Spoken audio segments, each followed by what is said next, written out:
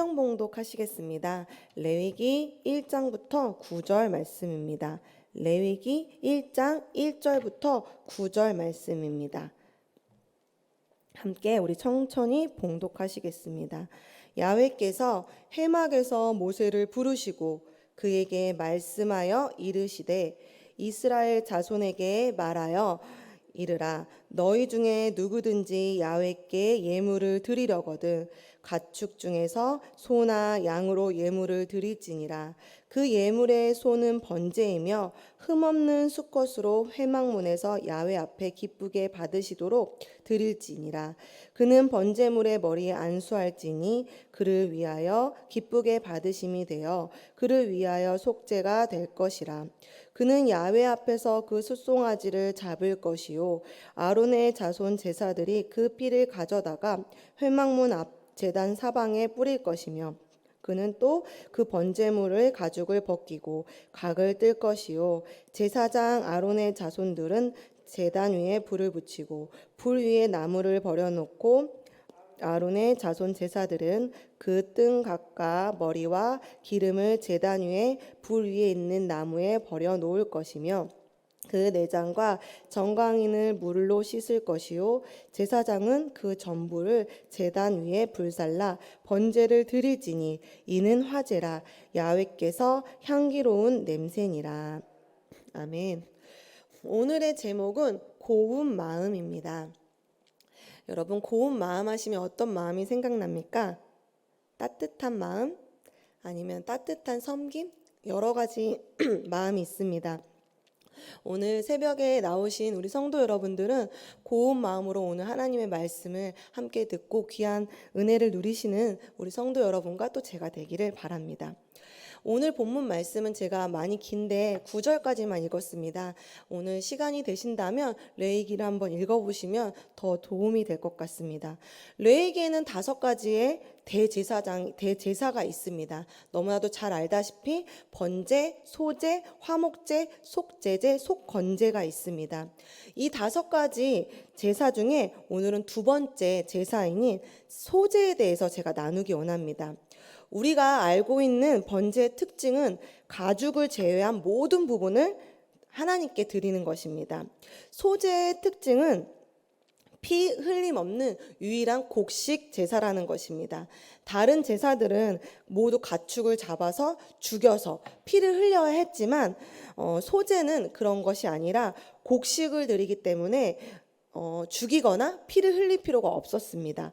그러나 소제는 번제처럼 곡식 전체를 하나님 앞에 드리는 것이 아니라 한 움큼만 하나님께 태워드리고 나머지는 제사장에게 주었습니다.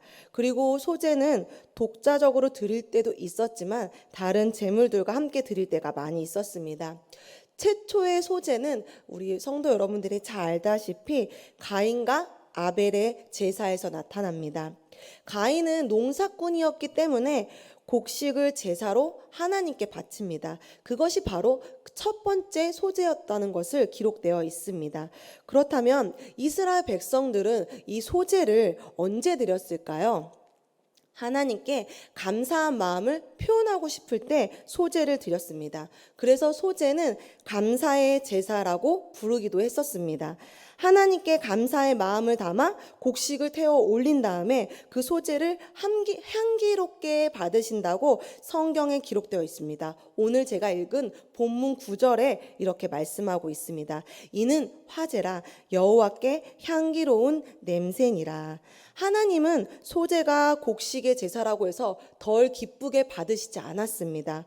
가축을 드리는 번제와 마찬가지로 향기로운 냄새로 받으셨습니다. 중요한 것은 소제를 드리는 마음, 사람의 마음과 태도입니다. 하나님 보시기에 합당한 마음과 태도로 소제를 올려드리면 하나님께서 기쁘게 받으십니다. 이와 반대로 아무리 훌륭한 예물일지라도 하나님이 기쁘게 받으시지 않을 때가 있습니다. 여러분들이 잘 알다시피 하나님이 가인의 제사를 받지 않으셨습니다.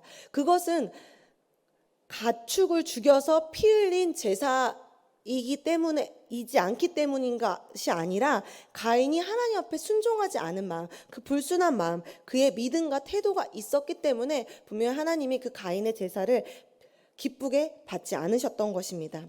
우리는 하나님께 기쁘게 받으시는 감사와 또한 삶을 올려드려야 됩니다. 제가 로마서 12장 1절의 말씀을 천천히 읽어보겠습니다. 그러므로 형제들아 하나님의 모든 자비하심으로 너희에게 권하노니 너희의 몸을 하나님이 기뻐하시는 거룩한 산 제물로 드리라. 이는 너희가 드릴 영적 예배니라 라고 말씀하고 계십니다. 우리의 이 몸이 영적 예배입니다. 하나님 앞에 기쁜 마음으로 드려야 됩니다. 그러면 우리가 어떤 마음, 어떤 기쁜 산 제물이 될 수 있을까요? 오늘 제가 제사 중에 소제에 대해서 이야기하려고 하는데 그 소제의 방법 중에 두 가지로 함께 나누기 원합니다. 하나님이 쓰실 수 있도록 우리는 고운 가루가 되어야 됩니다. 고운 가루가 되는 것은 레위기 2장 1절을 제가 또 천천히 읽어보겠습니다. 누구든지 소제의 예물을 여호와께 드리려거든 고운 가루로 예물을 삼아 그 위에 기름을 붓고 또 그 위에 향유를 놓아. 아멘. 아무 곡식이나 소제를 드리는 것이 아니었습니다. 고운 가루로 드려야 됩니다. 더 정확히 말하면 고운 밀가루입니다. 우리 성도 여러분들 추석이나 설날에 우리가 밀가루 만져보면 정말 고와서 이렇게 밀가루를 뿌릴 때 밀가루 가루가 날려서 기침이 날 때 있지 않습니까? 굉장히 고와서 우리의 기관지로 들어가기 때문입니다. 저도 추석이나 설에 전을 부칩니다. 시어머니와. 그때 밀가루를 잘못 천천히 뿌리지 않으면 그 밀가루 가루가 날려가지고 코로 들어가거나 입으로 들어가면 기침하거든요. 그 정도로 굉장히 고운 가루라는 것입니다. 소제는 한자로 풀어보면 하얀 제사라는 뜻을 가지고 있습니다. 이것은 하얀 밀가루의 특징을 반영한 번역입니다.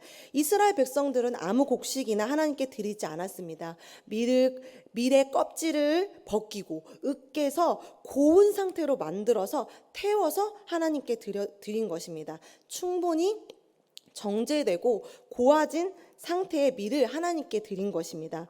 우리 역시 마찬가지입니다. 내 옛 자아가 벗겨지고 고집이 으깨져야 고운 상태가 됩니다. 그래야 하나님이 쓰십니다. 사회에서도 고집스러운 사람과 함께 일하기는 어렵습니다. 하나님께서 자아가 강한 사람은 쓰지 않습니다. 왕년에 성격 없는 사람이 어디 있겠습니까? 그렇지만 우리가 하나님을 믿으면서 우리가 벗겨지고 껍질이 벗겨지고 으깨지면서 하나님 쓰시기에 좋은 밀가루가 되어가는 과정인 것입니다. 만약 그 사람을 하나님께서 강한 사람을 쓰시려면 결국은 갈아서 쓰십니다. 하나님께서 그 연단이라는 분쇄기에 윙 갈아가지고 곱게 갈아서 쓰시는 것입니다. 모세도 40의 나이에 하나님과 이스라엘을 위해서 사람을 죽였지 않습니까? 애굽에서 최고의 교육과 훈련을 받았습니다. 그래서 뭔가 자기가 이스라엘 사람이라는 것을 깨달았을 때 이스라엘을 구원할 수 있을 것만큼 자신감이 넘쳤습니다. 그래서 얼떨결에 애굽 사람이 이스라엘 사람을 괴롭힐 때 얼떨결에 자기의 힘과 능으로 그 사람을 죽여버렸습니다. 스스로 할 수 있다는 모세의 착각이었습니다. 그런데 그런 모세를 그 40살에 하나님이 사용하셨습니까? 아닙니다. 하나님께서 모세를 광야로 보내버렸습니다. 그래서 하나님 보시기에 고운 가루가 아니었던 모세를 40년 광야에 다시 한번 보내시고 하나님이 아주 쓰기 편한 고운 가루가 되어서 모세에게 어마어마한 큰 일을 맡기셨습니다. 여러분도 우리 성도 여러분도 잘 알다시피 결국은 모세가 그 40년을 견뎠을 때 이스라엘 백성을 구원합니다. 하나님은 그 역사를 이루셨습니다.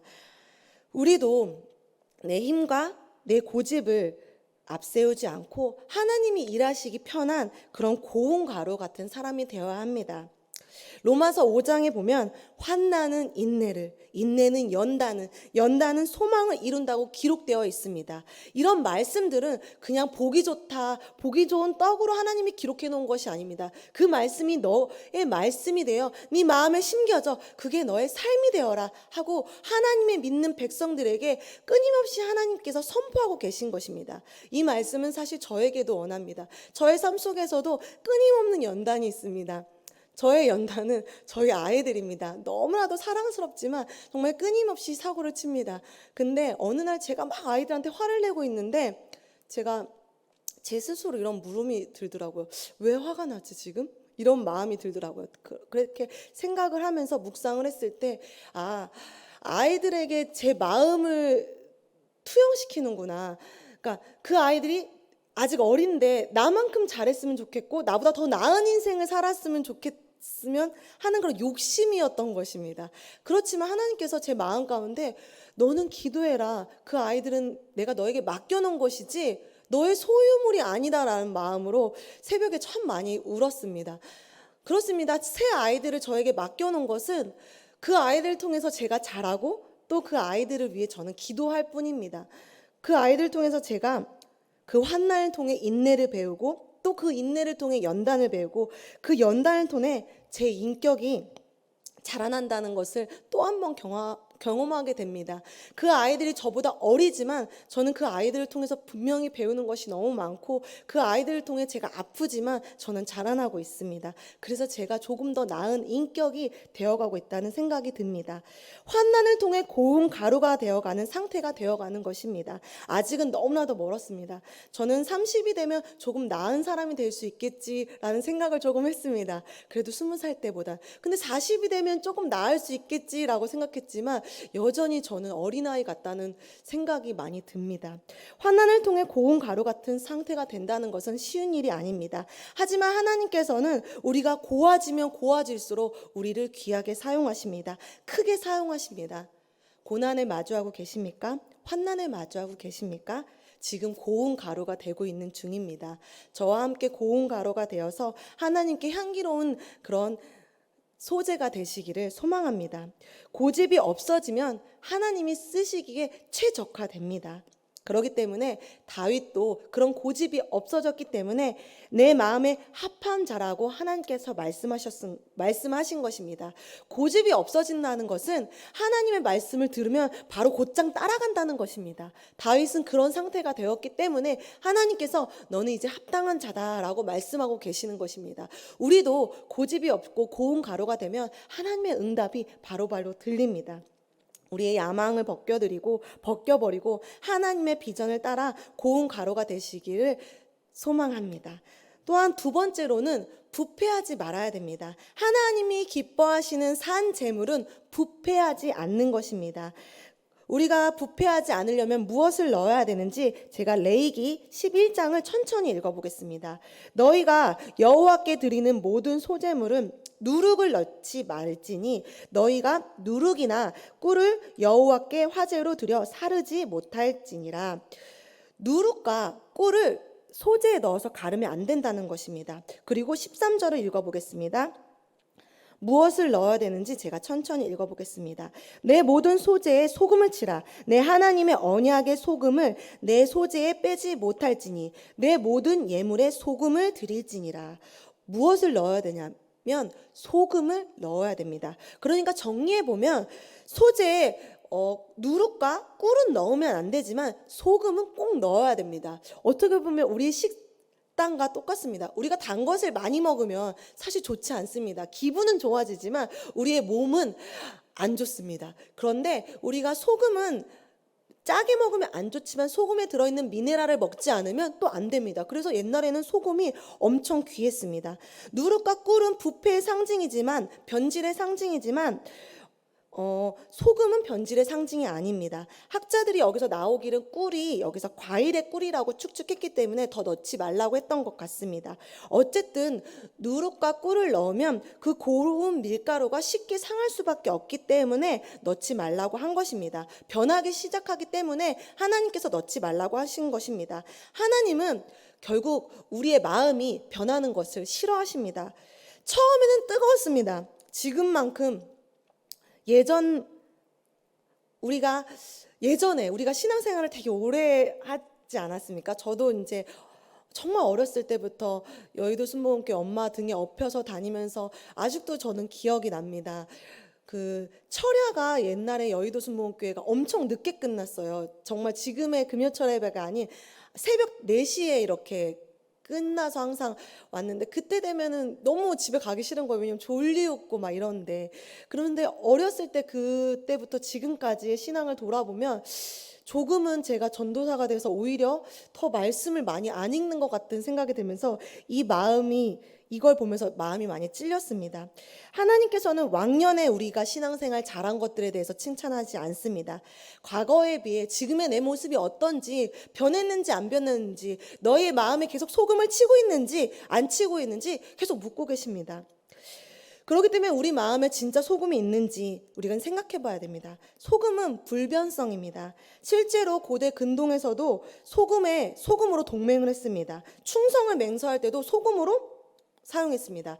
그래서 양자를 드릴 때도 소금을 먹고 약속을 할 정도로 신하들이 충성을 맹세할 때도 소금을 먹고 맹세했습니다. 그 정도로 소금은 변질되지 않고 귀한 음식입니다.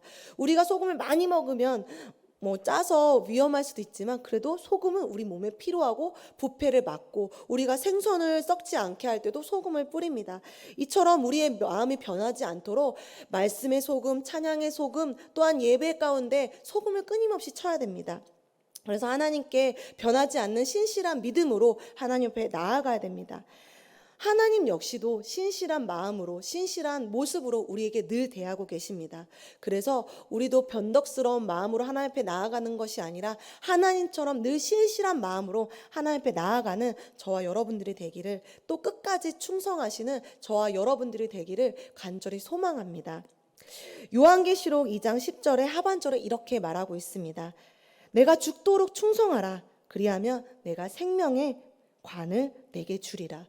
우리의 소망은 이 땅이 아닙니다. 우리의 소망은 저 하늘나라의 그 생명의 관입니다. 그것을 믿으십니까? 그 아멘을 믿으시고 끝까지 하나님 앞에 충성하며 그 관을 꼭 받으시기를 소망합니다. 변치 않아서 칭찬받는 저와 여러분들이 되기를 소망합니다. 하나님께서 가장 귀한 아들을 주셨습니다. 자기 자신을 주셨습니다.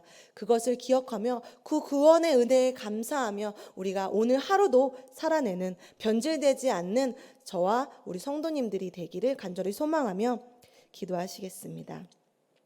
하나님 아버지, 감사합니다. 우리가 하나님 안에서 우리가 예전의 신앙만큼 못할 때가 많이 있음을 고백합니다. 다시 한번 우리가 변질되지 않도록 우리 안에 말씀의 소금과 찬양의 소금으로 하나님 다시 한번 주님을 바라볼 수 있게 하여 주시옵소서. 그래서 하나님, 우리가 향기로운 소재가 될 수 있도록 주님 도와주시옵고, 오직 주님만 바라볼 때 우리가 또 새롭게 나아갈 수 있는 독수리와 같은 새 힘을 허락하여 주시옵소서.